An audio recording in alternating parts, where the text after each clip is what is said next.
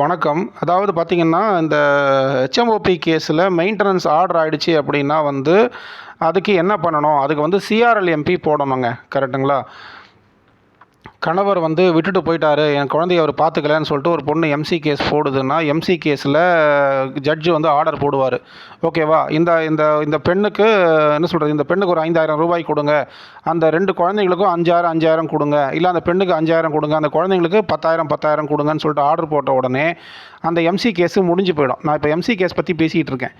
MC கேஸில் order போட்ட உடனே நம்ம என்ன பண்ணணும் அப்படின்னா, சிஆர்எல்எம்பி பெட்டிஷன் போடணும். கரெக்ட்டுங்களா? சிஆர்எல்எம்பி பெட்டிஷன் அதனுடைய ஃபுல் ஃபார்மேட் நான் வச்சுருக்கேன். தேவைன்னா என்கிட்ட கேளுங்க, நான் கொடுத்துட்றேன்.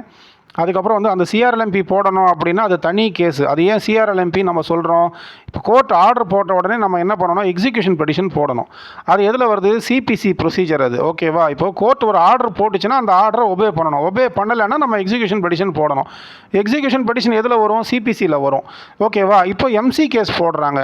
எம்சி கேஸில் ஆர்டர் போட்டால் அந்த ஆர்டரை ஒபே பண்ணுறதுக்கு நீங்கள் என்ன பண்ணணும்னா, இது இது இபி போடக்கூடாது. அதாவது என்ன, அது சிஆர்எல்எம்பின்னு சொல்லுவாங்க. ஏன்னா நம்ம ஏன் எம்சின்றது சிஆர்பிசி 125 வருது. அது கிரிமினல் ப்ரொசீஜர் கோடில் செக்ஷன் 125. அதுக்கு சிபிசி ப்ரொசீஜர் அப்ளிகபிள் ஆகாது. அதுக்கு என்ன வரும்னா, அதுக்கு தலைப்பு சிஆர்எல்எம்பி போடணும்.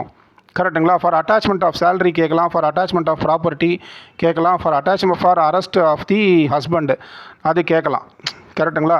அதுக்கு என்ன பண்ணணுன்றது, அந்த சிஆர்எல்எம்பி எப்படி போடணுன்றதை நான் விலாவாரியாக இன்னொரு வீடியோவில் நான் உங்களுக்கு சொல்கிறேன். அது பெரிய விஷயம் அது. ஓகேங்களா? அதாவது இப்போ ஒரு எம்சி கேஸில் ஆர்டர் ஆனதுக்கப்புறம் நம்ம சிஆர்எல்எம்பி போட்டுடுறோம். சிஆர்எல்எம்பி போட்ட உடனே தனி கேஸ் அது. ஓகேவா? எம்சி எந்த கோர்ட்டில் ஆர்டர் ஆச்சு?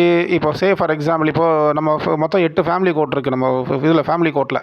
நான் சொல்கிறது ஃபேமிலி கோர்ட்டை பற்றி பேசிகிட்டு இருக்கேன். மற்ற கோர்ட்ஸ் பற்றி எனக்கு தெரியாது. ஃபேமிலி கோர்ட்டுன்றது மெட்ராஸ் ஹைகோர்ட்டுக்குள்ளே இருக்கிற family court campus. Okay, family கோர்ட்டுக்குள்ளே அதை பற்றி பேசிகிட்டு இருக்கேன்.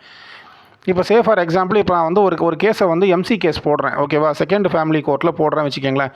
அந்த கோர்ட்டில் எனக்கு ஆர்டர் ஆகிடுச்சு. எம்சி ஆர்டர் ஆகிடுச்சு. த husband has to pay 10,000 rupees to wife 2 children அப்படின்னு சொல்லிட்டு வந்துடுது வைங்களேன்.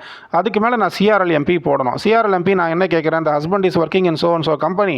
ஸோ அதனால் ஹிஸ் அட்டாச்மெண்ட் ஆஃப் சேலரி எனக்கு தேவைப்படுது அப்படின்னு சொல்லிட்டு நான் போடுறேன். பார்த்தீங்களா? For attachment of his salary, அதுதான் சிஆர்எல்எம்பி. அதுதான் கிரிமினல் மிஸ்லேனியஸ் பெட்டிஷன்.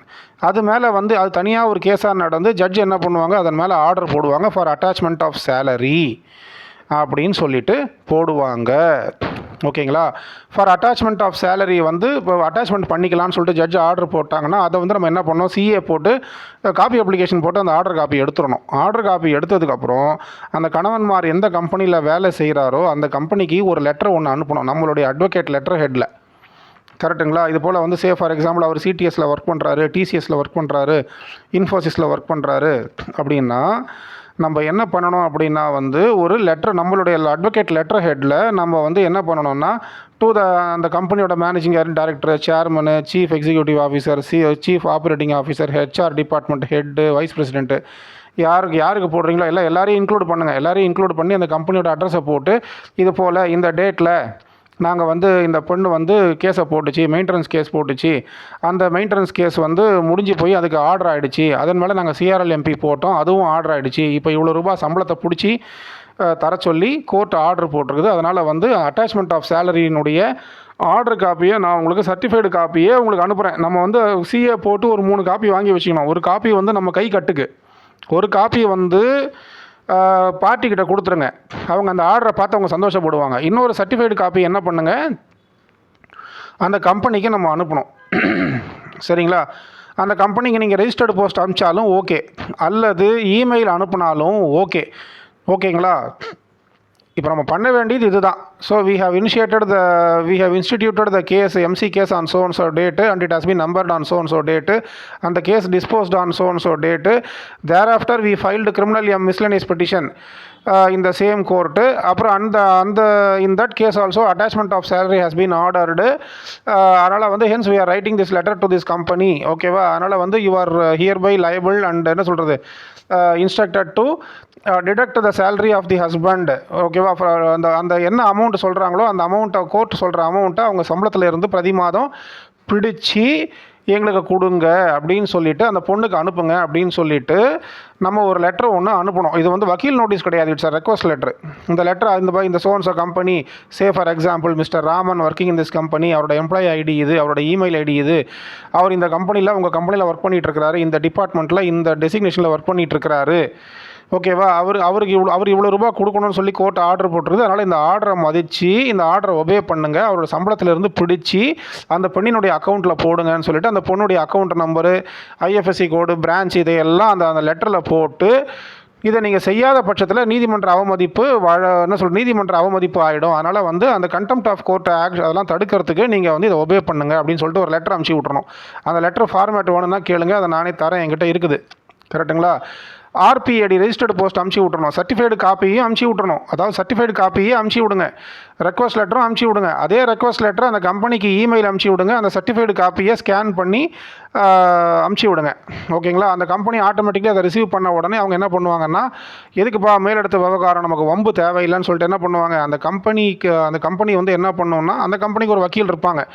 அந்த வக்கீல் என்ன பண்ணுவாங்க, இதை பார்த்துட்டு அந்த பையனை கூப்பிட்டு இன்ஃபார்ம் பண்ணிவிடுவாங்க, தம்பி உனக்கும் ஒய்ஃபுக்கும் பிரச்சனை, நீங்கள் கோர்ட்டுக்கு போயிருக்கிறீங்க, அந்த கேஸ் வந்து இந்த மாதிரி ஆகிருக்குது, இந்த கேஸில் இந்த ஆர்டர் வந்திருக்குது, ஸோ நாங்கள் உங்கள் சம்பளத்தை பிடிக்க போகிறோம், இவ்வளோ ரூபா பிடிச்சி நாங்கள் வந்து அந்த பொண்ணுக்கு கொடுக்க போகிறோம் அப்படின்னு சொல்லாது. அந்த பொண்ணுக்கு கொடுக்காம என்ன பண்ணணும்னா, அந்த கம்பெனி வந்து என்ன பண்ணணும், கோர்ட்டுடைய அக்கௌண்ட்டை கட்டி விட்ரும். இப்போது அந்த பணம் என்ன ஆகும்னா, கோர்ட்டுடைய அக்கௌண்ட்டுக்கு போயிடும்.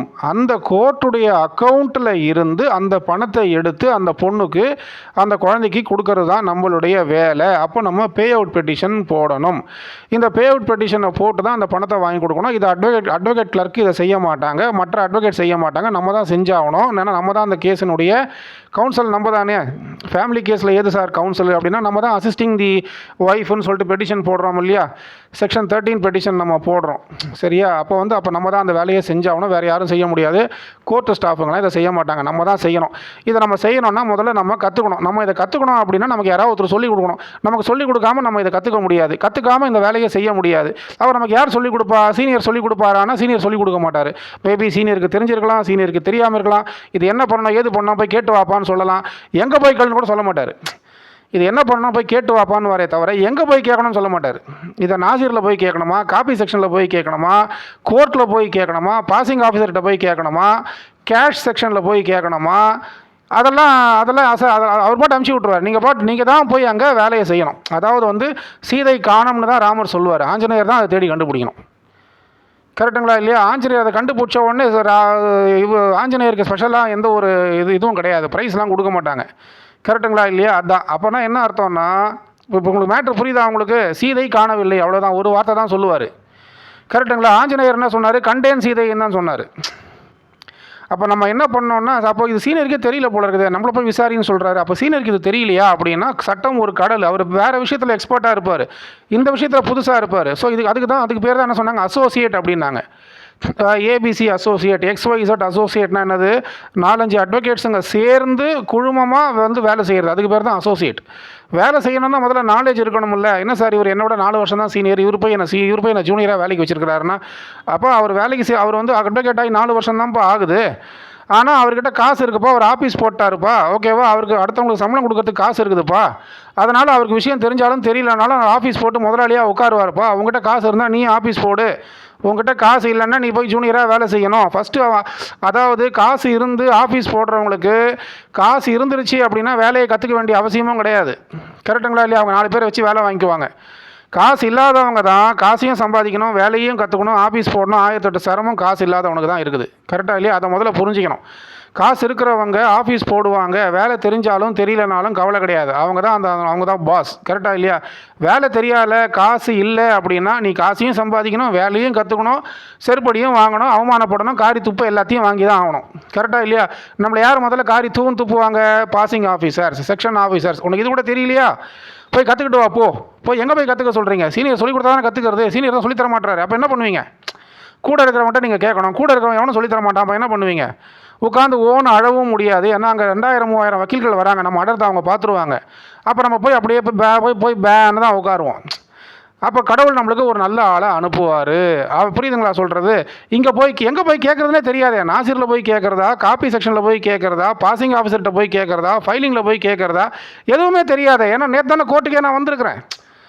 நேற்று தான் கோர்ட்டுக்கு நான் வந்திருக்கிறேன்னு சொல்லும்போது போய் கேட்டு வாடான்னா எங்கே போய் கேட்டுவான்னு சொல்லணும். எதுவுமே சொல்லாமல் அமுச்சு விட்டா அவன் பாட்டு என்ன பண்ணுவான், கோர்ட்டை ஒரு ரவுண்ட் அடிச்சுட்டு ஐ எம் சாரி சார், எனக்கு தெரியல சார், நீங்கள் எதுவும் சொல்லித்தர மாட்டீங்க, நான் கிளம்புறேன் சார்னு சொல்லிட்டு அவன் பாட்டு போயிடுவான் ஜூனியர். கடைசியில் என்ன ஆகும், ஓஹோ நம்ம சொல்லிக் கொடுக்கல போல இருக்குது, அதனால தான் ஜூனியர் நம்மளை விட்டு போயிட்டான், வேறு ஜூனியரை தேடுவோம். இப்படி வர்ற ஒவ்வொரு ஜூனியருக்கும் சொல்லிக் கொடுக்காமல் உட்காந்துட்டு இருந்தால் எந்த ஜூனியரும் நிற்க மாட்டான். இப்போ தெரியுதுங்களா, ஜூனியர் நிற்க மாட்டான்னா ஜூனியருக்கு சொல்லிக் கொடுத்தா தான் அவன் நிற்பான். சொல்லிக் கொடுக்காம செய்யணும் அவன் எங்கேருந்து செய்வான்? சொல்லிக் கொடுக்குற சீனியர்கிட்ட போய் சேர்ந்துருவான் அவன். கரெக்டாக? இதுதான் விஷயம். ஸோ சொல்லிக் கொடுத்தா தான் ஆளுங்க நிற்பாங்க, சொல்லிக் கொடுக்கலன்னா ஆளுங்க நிற்க மாட்டாங்க. நம்ம கையில் சாப்பாடு இருக்கிறது பிரயோஜனம் இல்லை. சாப்பாடை தூக்கி போட்டால் தான் நாய் வந்து சாப்பிட்டுட்டு வாழை ஆட்டும். சாப்பாடை கையிலேயே வச்சுருந்தா நாய் நம்மளை பார்த்துட்டே தான் இருக்கும். கரெக்டாக இல்லையா? ஸோ அப்போ நம்ம பிஸ்கெட்டை போட்டால் தான் நாய் வாழை ஆட்டும் அப்படின்ற மாதிரி நம்ம வேலையை சொல்லி கொடுத்தா தாங்க ஜூனியர்ஸ் செய்வாங்க. சொல்லியே கொடுக்காம வழியே காட்டாமல் செய்யணும் அவன் எங்கேருந்து செய்வான்? அவன் என்ன பண்ணுவான், ஐயா எங்கள் அப்பா நல்லா சம்பாதிக்கிறாரு, அம்மா நல்லா சம்பாதிக்கிறாங்க ஐயா, நாங்கள் இந்த தொழிலை நம்பி இல்லை, நான் கிளம்புறேன் ஐயா, நீங்கள் எதுவும் சொல்லித்தர மாட்டீங்க, அதனால் நீங்களே அந்த வேலையை செய்யுங்கன்னு சொல்லி விட்டு போயிடுவான் அவன் பாட்டுக்கு. கடைசியில் நம்ம தான் எல்லா வேலையும் எடுத்துக்கட்டி செய்யணும். கரெக்டாக இல்லையா? இதை வந்து அனுபவம் நமக்கு எல்லாத்தையும் பாடத்தை சொல்லித்தரும். அனுபவம் என்ன சொல்லித்தரும் அப்படின்னா, நம்ம சொல்லிக் கொடுக்கலாம் யாரும் நம்மக்கிட்ட நிற்க மாட்டாங்க போல இருக்குது, நம்மளும் கொஞ்சம் சொல்லிக் கொடுக்கணும் போல இருக்குது அப்படின்றத நம்ம உணர்வோம். அப்போ நம்ம உணரும் பொழுது என்ன ஆகும்னா, நம்ம வந்து எந்த ஜூனியரும் நம்ம பக்கத்தில் வரமாட்டான். அதுக்குள்ளே போய் ஊரெல்லாம் சொல்லி வச்சிருவோம், அவர் யாரும் சொல்லித்தர மாட்டார், அவர்கிட்ட போய் சேராதுன்றவான். கட்சியில் நமக்கு ஜூனியரே கிடைக்க மாட்டாங்க. ஓகேவா? இதுதான் நடக்கும்.